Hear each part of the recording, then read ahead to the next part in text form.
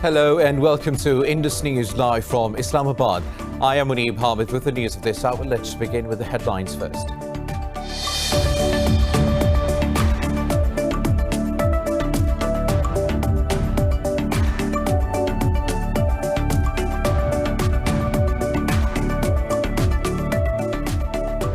India has become the world's third worst affected country with more than 64,000 COVID-19 deaths, overtaking Mexico as 971 people died overnight.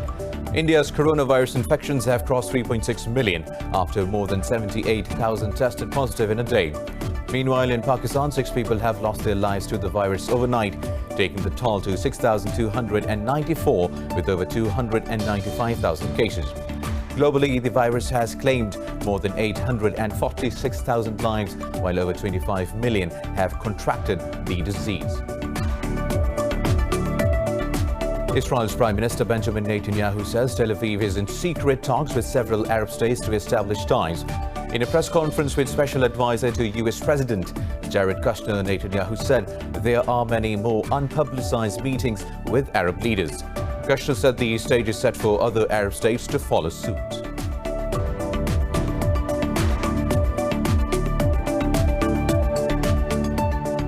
Sudan's main rebel alliance has agreed on a peace deal with the government to end 17 years of conflict.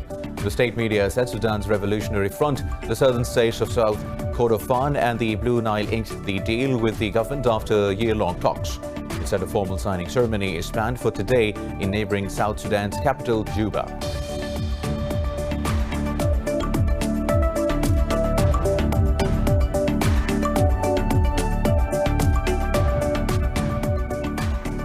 Yemen's coalition forces say they have destroyed a Houthi explosive-laden drone and a remotely controlled boat aimed at targeting Saudi Arabia.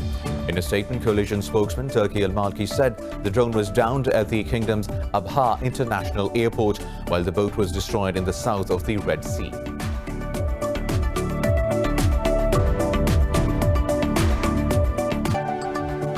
News in detail after a short break. Stay tuned.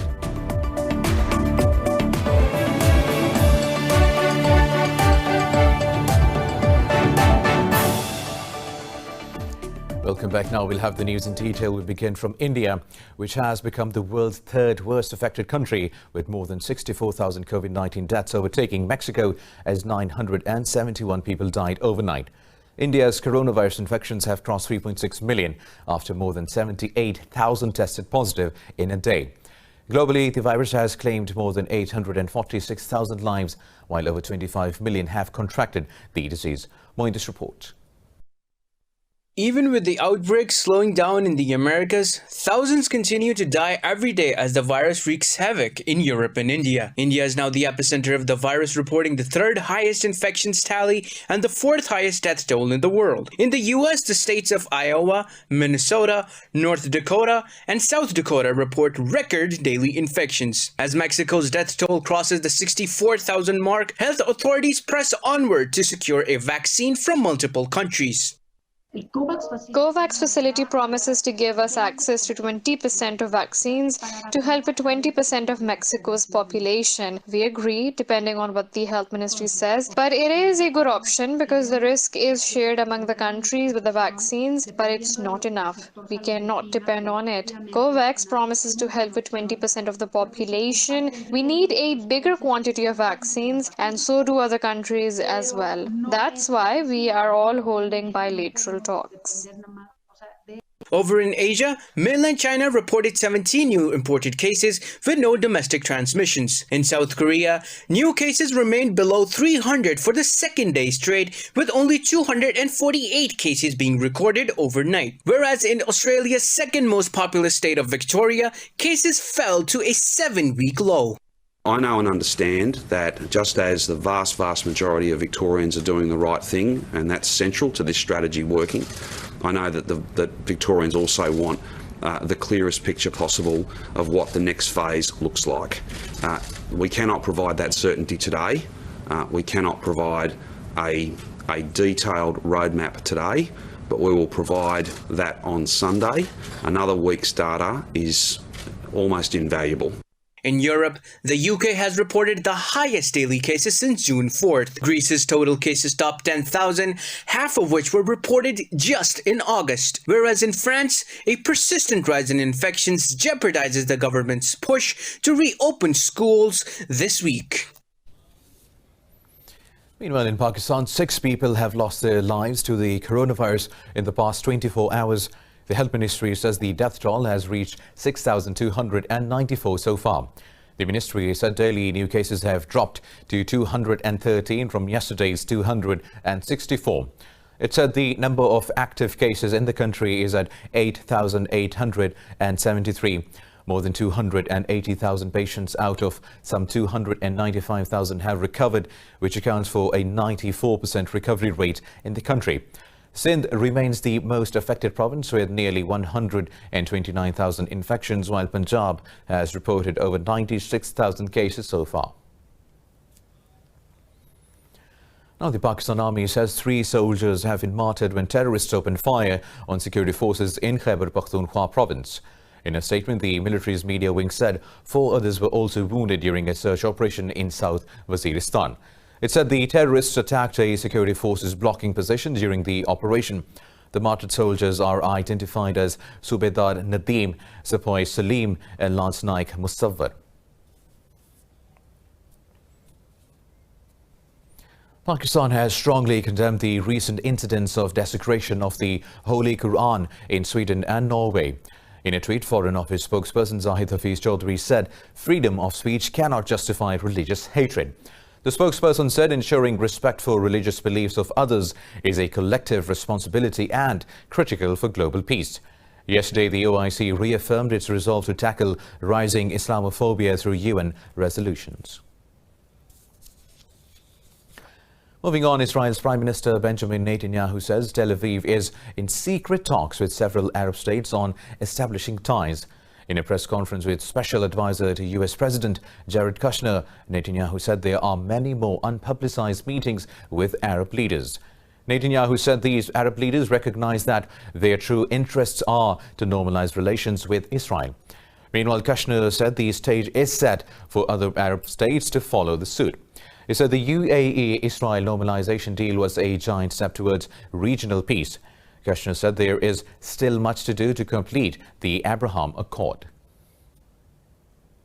There is still much work left to accomplish, but the Abraham Accords is a giant step forward. To have played a role in its creation, and I say this as the grandson of 2 Holocaust survivors, it means more to me and to my family than I can ever express. We will continue to pursue peace between Israel, the biblical homeland of the Jewish people, and its Arab and Muslim neighbors, and I have never been more hopeful about peace. Well, Kushner and the other U.S. officials will join an Israeli delegation today in the first flight by an Israeli commercial airline to the UAE. Now, moving on to Yemen, whose coalition forces say they have destroyed a Houthi explosive-laden drone and a remotely controlled boat aimed at targeting Saudi Arabia. In a statement, coalition spokesman Turki Al-Malki said the drone was downed at the kingdom's Abha International Airport.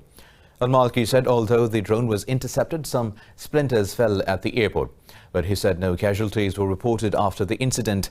Al-Malki said the boat was destroyed off south of the Red Sea. He said the explosive-laden boat posed a threat to regional and international security, shipping routes and global trade. The Houthis have not claimed responsibility for the attacks. Meanwhile, Sudan's main rebel alliance has agreed on a peace deal with the government to end 17 years of conflict. The state media said Sudan's Revolutionary Front, the southern states of Sudan, Kordofan and the Blue Nile inked the deal with the government after year-long talks. It said senior government officials and rebel leaders signed their initials on protocols on security arrangements. The state media said a formal signing ceremony is planned for today in neighboring South Sudan's capital, Juba. It said Sudanese Prime Minister Abdallah Hamdok and several ministers flew to Juba on Sunday in pursuit of the agreement.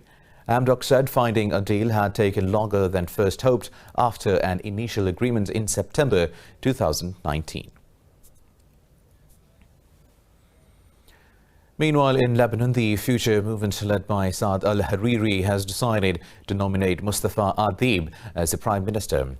Hezbollah and other political parties have also backed the nomination of Mustafa Adib.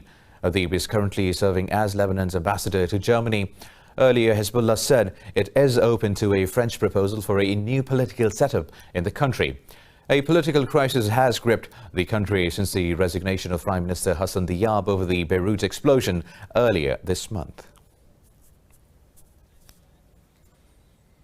Thousands of Belarusians have gathered near President Alexander Lukashenko's residence to keep up pressure on the veteran leader to resign. Belarusian police said over 125 protesters have been detained during a rally in the central Minsk. Meanwhile, France condemned the Belarusian authorities' measures against journalists. In a statement, Foreign Minister Jean-Yves Le Drian said these arbitrary measures violate press freedom. In another development, Russian President Vladimir Putin has invited the Belarusian leader to Moscow during a phone call. Lukashenko is struggling to contain weeks of protests and strikes since winning the election, which the opponents called rigged. Moving on, China has condemned the Czech Republic over its steps towards Taiwan, saying they undermine Chinese sovereignty. The Chinese government's top diplomat Wang Yi says Czech Senate Speaker Milos Vystrčil will pay a heavy price for making an official trip to Taiwan. Speaking in Germany, Yi said there would be retribution for Prague's actions. He said Beijing will retaliate for Czech's short-sighted behavior and political opportunism. But Czech Senate Speaker Milos Vystrčil said Prague does not seeking political confrontation. Vystrčil arrived in Taipei on Sunday on a visit to promote business links with Taiwan, saying Prague would not bow to Beijing's objections. Now, the trial of 4 suspects involved in the downing of Malaysian Airlines flight MH17 over eastern Ukraine in 2014 will resume today. The Hague, the hearings will begin with testimonies of the families of the victims. The Dutch-led international team said all 4 suspects will face murder charges if convicted. The prosecutor said flight MH17 from Amsterdam to Kuala Lumpur was deliberately shot down by a Buk missile fired by the pro-Russian rebels in Ukraine. All 298 people on board, mostly Dutch citizens, were killed. Russia has denied any involvement in the case.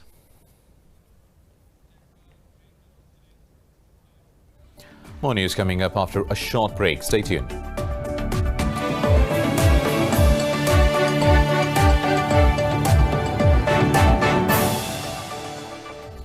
Welcome back now. Moving on with the news stories. 4 migrants have died when a fire broke out on their boat near the southern coast of Italy. Police said 5 other migrants were injured and taken to hospital in the port city of Crotone. It said 2 police personnel were also hurt as they tried to help the migrants. Earlier, a German charity vessel rescued a boat carrying 400 refugees and migrants in the central Mediterranean. In Sudan, 90 people have died and thousands of homes have been destroyed after weeks of nationwide heavy flooding. Military said it had deployed troops to aid in evacuations and distribute food among those affected. It said troops helped locals build barricades and other shields against the water from the Nile River. More than 380,000 people in Sudan's 17 provinces have been affected by heavy rainfall and flooding since the start of the rainy season in July.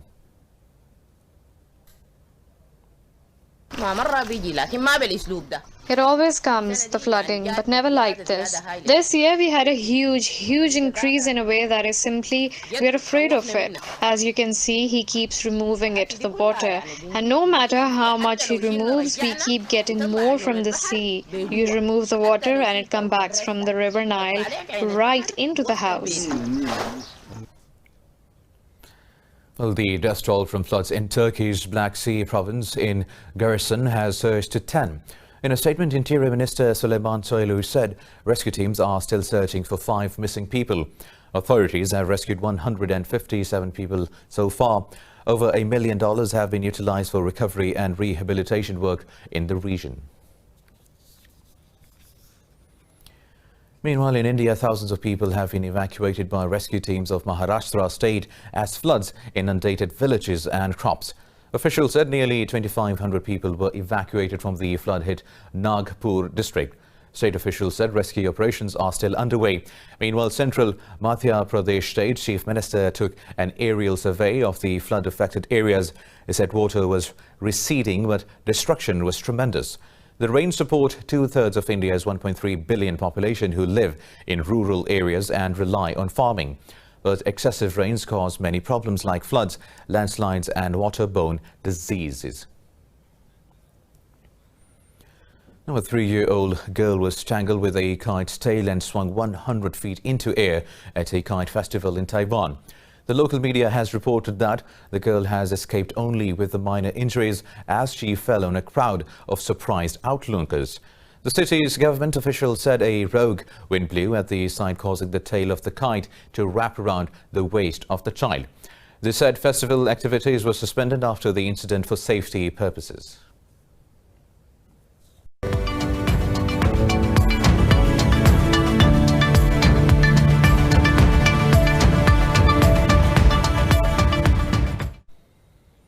Well, most Asian stocks have gained as released China's economic data highlights recovery in the country's services sector. Mainland Chinese stocks are trading higher, with the Shanghai Composite up by almost 1%, while the Shenzhen component gains more than 0.5%. Hong Kong's Hang Seng Index jumped more than 1%. In Japan, the Nikkei 225 has so far gained over 1.5%, while the Topix Index has advanced close to 1.5%. Meanwhile, South Korea's Kospi dipped by almost 0.5%. The S&P 200 in Australia hovered above the flat line, dipping marginally. International benchmark Brent crude futures gained more than 0.5%.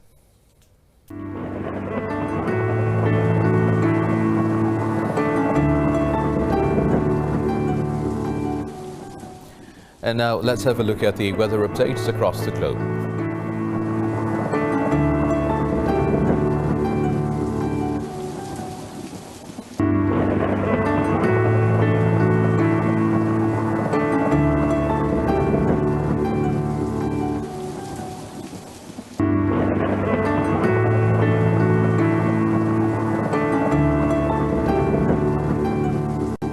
Well, that is all for now. For the latest updates, you can follow us on social media at Indus.News. Take care.